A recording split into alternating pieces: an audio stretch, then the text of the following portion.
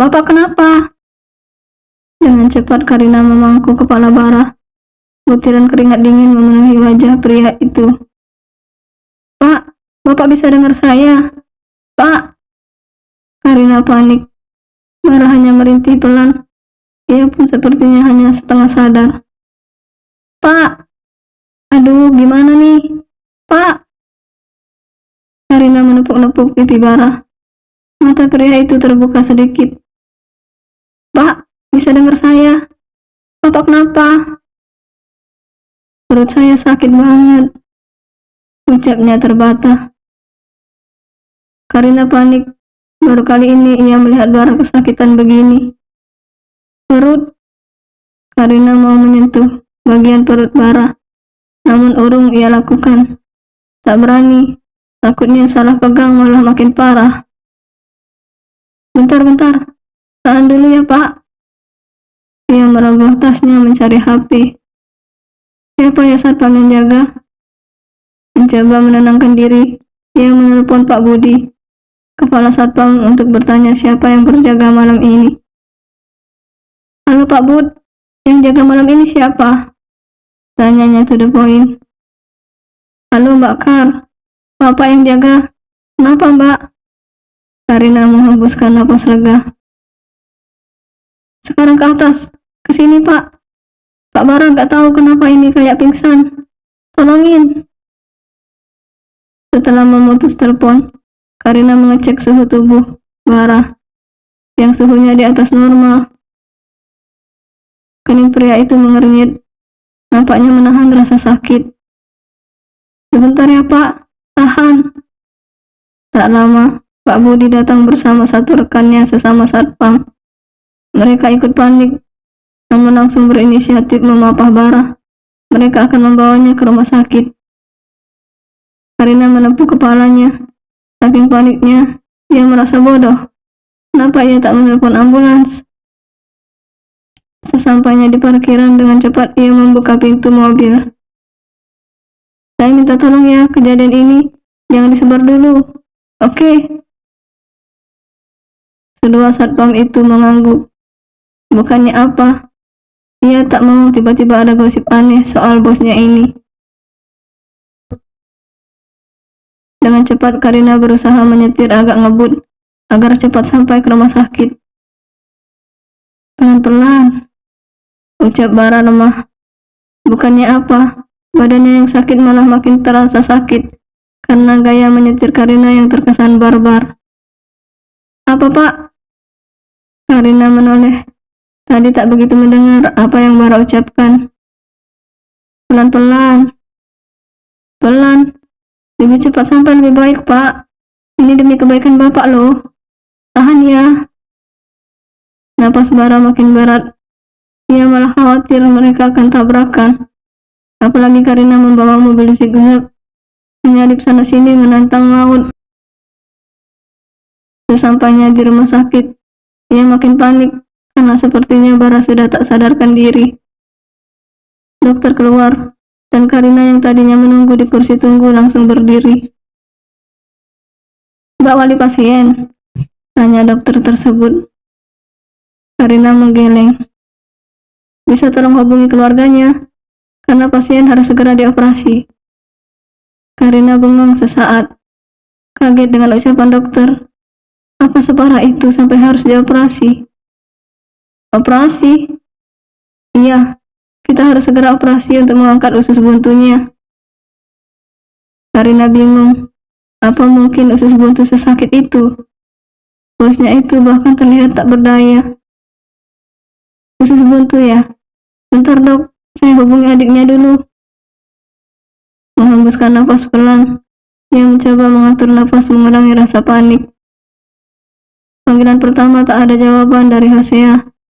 Baru di panggilan kedua, lelaki yang seumuran adik bungsunya itu mengangkat panggilan. Belum Hasea mengucapkan sesuatu, Karina sudah lebih dulu bicara. Hasea di mana? Kapan pulang? Hah? Apa Mbak? Tanyanya bingung mendengar ucapan Karina yang cepatnya bukan main itu. Pak Bara kena usus buntu dan harus operasi. butuh tanda tangan wali. Gimana dong? Usus buntu. Ya operasilah mbak, nanti bahaya. Hasya ikut panik. Aku masih di luar kota, belum bisa balik.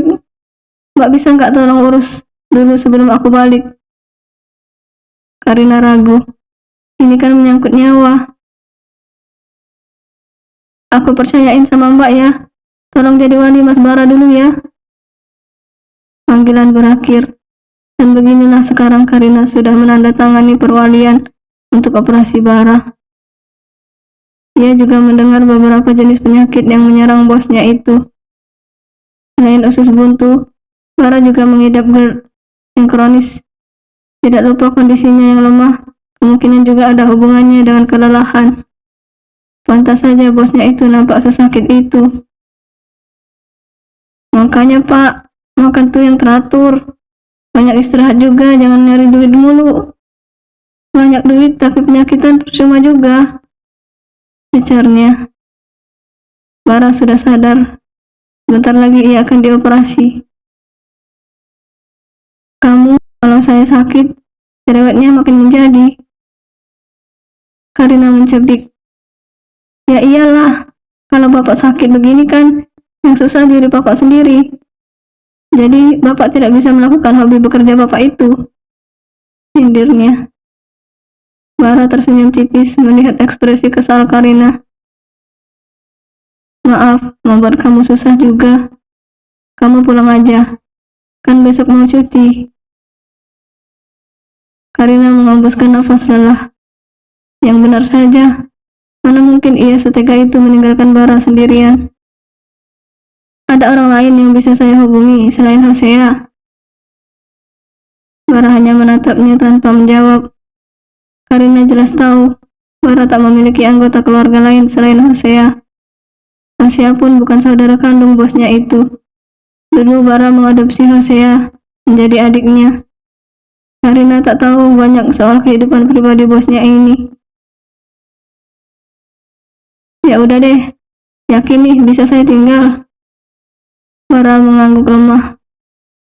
Tapi yang namanya perempuan itu ya begini. Bilangnya mau pergi, tapi ternyata ditungguin juga. Karina duduk di kursi tunggu depan ruang operasi. Dia lelah. Sekarang sudah hampir tengah malam. Ia mengantuk dan entah sejak kapan ia tertidur sampai suara pintu terbuka terdengar. Ia dengan cepat berdiri begitu melihat berangkar yang membawa tubuh bosnya itu keluar. Setelah berbincang sebentar dengan dokter, Karina berjalan menuju kamar rawat Bara. Pria itu nampak terlelap tenang, kemudian berjalan ke sofa hendak istirahat.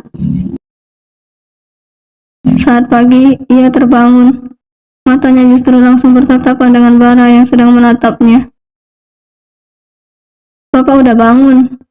Gimana? Ada yang sakit? Tanyanya agak canggung. Kemudian berjalan menghampiri bosnya itu. Nyeri, lemas. Karina mengecek suhu tubuhnya. Sudah normal. Ya, wajar lemas. Mungkin masih ada efek obat biusnya. Tak lama ruangan diketuk. Seorang perawat masuk mengecek kondisi Bara. Masih lemas ya pak? Bara mengangguk. Nanti kalau sudah kuat berdiri, bawa jalan-jalan ya. Jangan makan atau minum dulu sebelum buang angin. Selesai mengecek, perawat itu keluar. Karina hanya menahan senyum. Tuh pak, jangan makan atau minum dulu sebelum kentut, katanya. Entah kenapa ingin tertawa. Emang apa masalahnya sama kentut? Sampai kamu mau ketawa begitu?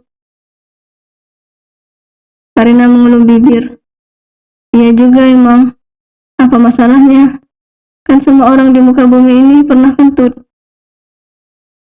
Terus kamu gak pulang kampung? Karina menghela napas. Ya kali, dia tak setega itu meninggalkan orang sakit sendirian. Emang bapak pikir saya setega itu ninggalin bapak yang lagi sakit begini, sendirian? Bara hanya diam. Saya juga udah bilang sama orang tua saya kok semalam kalau saya nggak jadi pulang. Toh doa dimanapun kan bisa, katanya, mengingat ia pulang untuk pengajian haul ibunya. Terima kasih sudah mau menunggu saya. Karina merasa aneh. Entah kenapa tatapan Bara membuatnya merasa salah tingkah. Kalau gitu saya keluar dulu ya, mau cari sarapan. Ingat Bapak, jangan makan dulu atau minum dulu. Jangan aneh-aneh selama saya nggak ada, oke? Dengan cepat ia berjalan menuju pintu. Sesampainya di luar, ia memegangi dadanya. Perasaan aneh mulai terasa. Karina, lo kenapa sih? Tanyanya pada diri sendiri. Bersambung.